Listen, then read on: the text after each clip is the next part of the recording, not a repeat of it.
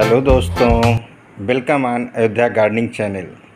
दोस्तों आज आपके सामने ये प्लांट जो कि एक गार्डनर के नाम पर इसका नाम पड़ा है, इसका मैं एक वीडियो जब मैंने इसको प्लांट को ला के लगाया था तो मैंने डिटेल में उसमें आपसे बात की है। और इसी वीडियो के लिंक में जब डिस्क्रिप्शन में जाएंगे तो पौधे कैसे लगाएं उसमें आपको हेडर में डिफिनबेकिया के बारे में बहुत सारी जानकारी मिल जाएगी। आज दोस्तों हम बात करने वाले हैं कि इस प्लांट से कई प्लांट कैसे तैयार करें।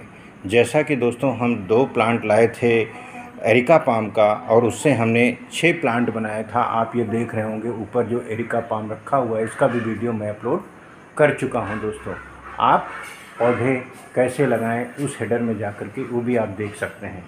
आज दोस्तों हम यही एक्सरसाइज इस पर करने वाले हैं, लेकिन जो इम्पोर्टेंट बात है, जो समझने वाली बात है वो ये होगी कि आप वीडियो को पूरा देखें ताकि इसके अंदर जो सावधानियां हम चर्चा कर रहे हैं, बहुत सारे गार्डनर्स की प्रॉब्लम है या नए लोगों की, बिगनर्स की प्रॉब्लम है कि वो कटिंग लगाते हैं, कट करके लगाते हैं, केवल यही पौधा नहीं, लगता नहीं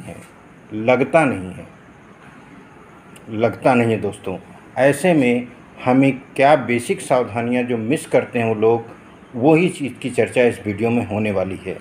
दोस्तों सबसे पहले आपको ये बता दूं कि इस एक प्लांट से कम कितने प्लांट बन सकते हैं वो ये तय करेगा कि इसकी लंबाई कितनी है, और हमें पर कटिंग कम से कम 1 से 2 नोट ज़रूर मिले। और ये देखा गया है दोस्तों कि 2 से ढाई इंच, 2 भी नहीं कहेंगे, मैं ढाई से 3 इंच कहें ज़्यादा बेहतर होगा कि एक कटिंग लेंगे तो उसमें हमको मिल जाएगा। बात हम कटिंग की कर रहे हैं। अब सबसे बड़ी मुद्दा यहीं से शुरू हो जाता है, जो मैंने बात की आपसे सावधानी की कि इस प्लांट की कटिंग कैसे करें।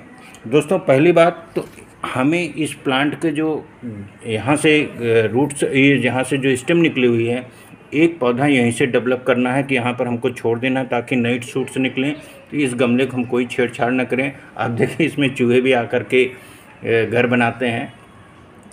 अब जो हमें करना है कट इस एरिया का, और सबसे जो अपर पार्ट है इससे भी हम एक पौधा पत्तियों सहित निकाल लेंगे दोस्तों। ये ठीक है।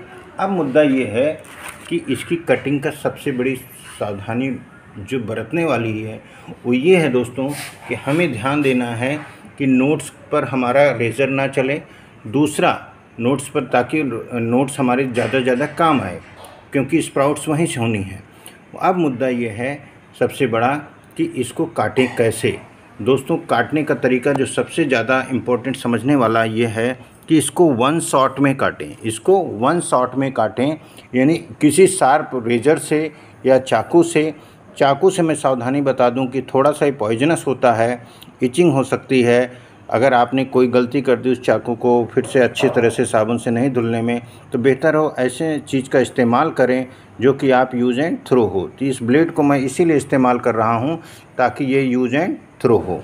तो इसको उसके बाद मैं फेंक दूंगा, नंबर 1। नंबर 2 दोस्तों, करना क्या है कि 1 शॉट कट होना चाहिए। 1 शॉट कट ये सबसे इम्पोर्टेंट चीज़ है कि अगर एक बार में नहीं कटेगा तो पौधा आपका जो स्प्राउटिंग होगी वहाँ पर प्रॉब्लम होगी। तो इस तरह के जो शार्पनर होते हैं दोस्तों बिल्कुल इस्तेमाल ना करें।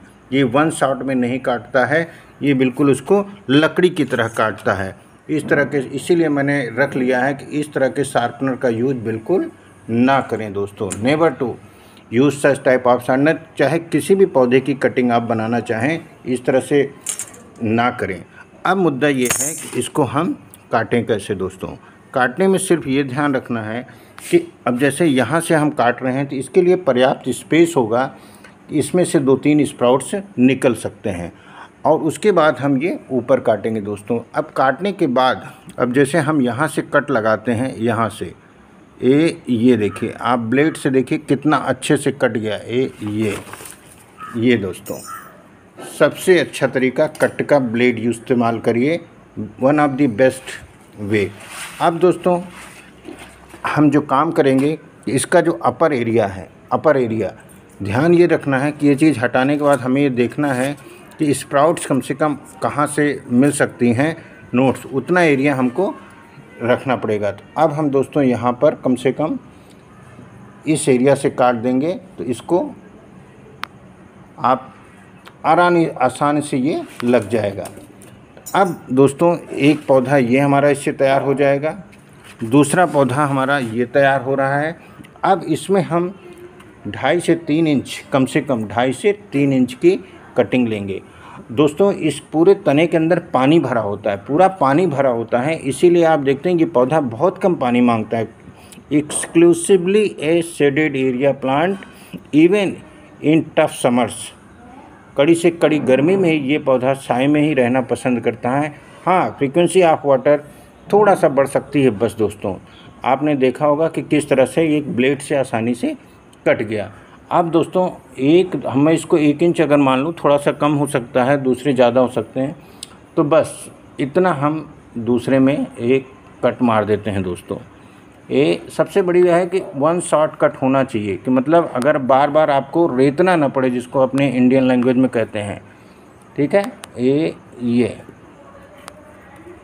तो इस तरह दोस्तों हम इसके और कट्स कर लेते हैं, फिर आपसे मिलते हैं। तो इस तरह दोस्तों देखें, इसके मैंने लगभग 6 अलग पार्ट कर लिए, इस पार्ट और इस पार्ट के अलावा। ये तो दोस्तों काटने का जो सबसे इम्पोर्टेंट जो सावधानी थी वो मैंने बताया। दूसरी चीज़ जो बताने चल रहा हूँ आपको, वो और भी इम्पोर्टेंट है। दोस्तों इसके हर एक पार्ट में जहाँ कट पड़ा हुआ है वहाँ पर एंटी फंगल का पाउडर लगाना मस्ट है। एंटी फंगल पाउडर लगाना मस्ट है। क्यों मस्ट है दोस्तों? इसलिए क्योंकि कट पड़ जाने से इन्फेक्शन के लिए पूरा एरिया उसके तुरंत मौजूद है।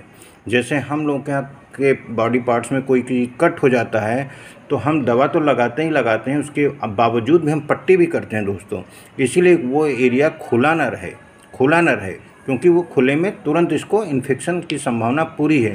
तो जहाँ तक खुले रहने की बात है तो मिट्टी के अंदर रहेगा, लेकिन अगर मिट्टी के अंदर ही फंगल इन्फेक्शन है, जो कि बहुत कॉमन है पाया जाना, तो दोस्तों पौधा आपका सक्सेस नहीं होगा स्प्राउटिंग, और आप सोचेंगे हमसे क्या गलती हुई।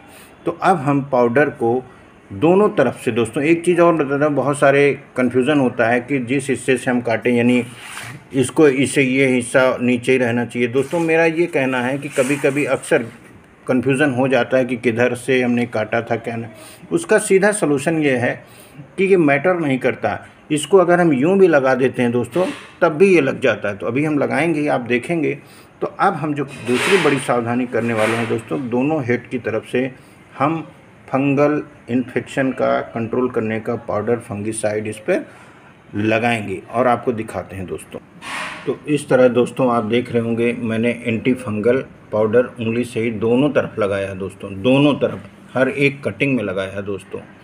इसके अलावा इतना ही नहीं दोस्तों, हम इस मिट्टी में भी डालेंगे थोड़ा सा, और जो पानी डालेंगे नमी के लिए वो भी इसी में डालेंगे दोस्तों, मतलब उसमें भी हम एंटी फंगल पानी हमेशा रहेगा। और ये लगभग हम तैयार भी किए हुए हैं, इसमें भी रहेगा दोस्तों। तो फंगल इन्फेक्शन जो कि सबसे बड़ा कारण है नई कटिंग के फेल होने का, अन्य कारणों में से, ये दोस्तों हम रोक देंगे। यहाँ पर भी देखिए, इस पौधे के जो अपर एरिया का कट था और इसी जो बच रहा है इस पर भी लगाया, क्योंकि ये खुला है, ये यहाँ पर फंगल इन्फेक्शन चांसेस बहुत ज़्यादा हैं। अब दोस्तों मुद्दा ये है कि हम इसको बहुत इजी ढंग से ही लगा देंगे और कोई भी परेशानी नहीं होगी। इसको हम दोस्तों बिल्कुल इस तरीके से रख रहे हैं। इस तरीके से रखने से क्या होगा कि शूट्स की संभावना ज़्यादा रहेगी निकलने की। कारण क्या है कि शूट्स का एक हिस्सा ज़मीन के नीचे तरफ जो कि जाता है उसमें कम संभावना रहती है, मतलब जो नीचे की तरफ रहता है। अब ऊपर की तरफ रहेगा, ऐसे में दोनों तरफ रहेगा दोस्तों। अब मेरा ये सवाल ये है दोस्तों कि अब क्या सावधानी बरतें। अब ये सावधानी क्या बरतें? सावधानी दोस्तों ये बरतना है कि इसमें हमें बहुत ज़्यादा पानी नहीं डालना है, बहुत ज़्यादा पानी नहीं डालना है दोस्तों, ध्यान रखना है, बहुत ज़्यादा पानी नहीं डालना है। नहीं तो जैसा कि आपने देखा काटते समय पौधा आपका नमी ज़्यादा पकड़ लेगा तो वो पौधा ग्रो नहीं करेगा दोस्तों, उसमें स्प्राउटिंग नहीं होगी, क्योंकि ऑलरेडी इसके अंदर काफ़ी पानी है। अब दोस्तों हम इसके ऊपर ये जो दिख रहा है, थोड़ा सा यहाँ से मिट्टी ले लेते हैं, अभी है मेरे पास मिट्टी, यहाँ से ले लेते हैं मिट्टी। और मिट्टी हमारी दोस्तों बड़ी वो है क्या बोलते हैं, बड़ी बलुई है, मतलब इसमें कोई स्प्राउटिंग में कोई दिक्कत नहीं होगी। ये तो हमारा तरीका रहा दोस्तों इस तरह पौधे को लगा देने का। और इसको हम दोस्तों, ये जो पौधा है इसको हम किसी नए गमले में यूं ही इस तरह करके प्लांट कर देंगे दोस्तों, ऐसे ही, और ये पौधा भी आगे बढ़ जाएगा। तो जो बेसिक सावधानियां मैंने आपसे चर्चा करी दोस्तों, ये ध्यान रखिएगा। अब जो हम पानी डाल रहे हैं वो भी ये आप देखिए फंगल वाला पानी है, और हम इसको ऐसे कर देंगे दोस्तों, ना कि बहुत ज़्यादा इसमें पानी उस हमारे तने में ऑलरेडी पर्याप्त मात्रा में है। हाँ, तुरंत इसलिए कर दिया जाता है कि स्प्राउटिंग के लिए एक प्राकृतिक नमी की ज़रूरत होती है, वो बनी रहे। अब दोस्तों हम इसको किसी शेडेड एरिया में रखेंगे। अब आपके मन में एक जिज्ञासा और हो सकती है, वो ये हो सकती है कि कितने दिन के बाद स्प्राउटिंग हो सकती है। तो दोस्तों सामान्य परिस्थितियाँ उसको कहते हैं जब इसके लिए टेम्परेचर लगभग 20 से 30 डिग्री टेम्परेचर रहता है, जैसे कि बरसात के मौसम में और स्प्रिंग के सीज़न में। कम से कम 2 हफ्ते में स्प्राउटिंग आपको दिखने लगेगी, और लगभग 6 हफ्ते में प्लांट का एक शेप दिखने लगेगा दोस्तों।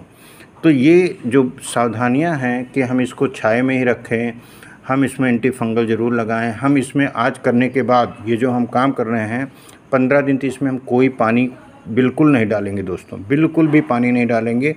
इसको एक शेडेड एरिया में केवल रख देंगे ताकि ये पौधा, इसकी स्प्राउटिंग बहुत नॉर्मली हो दोस्तों, ठीक है।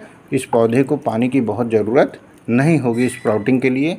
कारण क्या है कि एक तो मिट्टी में हमारी नमी है, दूसरा इसके जो स्टेम्स हमने काटी उसमें पर्याप्त नमी है, तो ज़रूरत नहीं है पानी की दोस्तों। तो उम्मीद है दोस्तों ये जानकारी आपको काफ़ी काम आएगी, और आप अपने गार्डन में इसके एक पौधे ला करके, जो कि 50 रुपये के आसपास मार्केट में मिलता है, और 7-8 पौधे बन जाएंगे दोस्तों कुछ समय के बाद। जैसे इस साइज़ के पौधे हो जाएंगे तो लगभग आप 400 रुपये का इकोनॉमी आपकी बचेगी, पैसे बचेंगे, और उस पौधे को आप गमले लाने में इस्तेमाल कर सकते हैं। थैंक यू दोस्तों।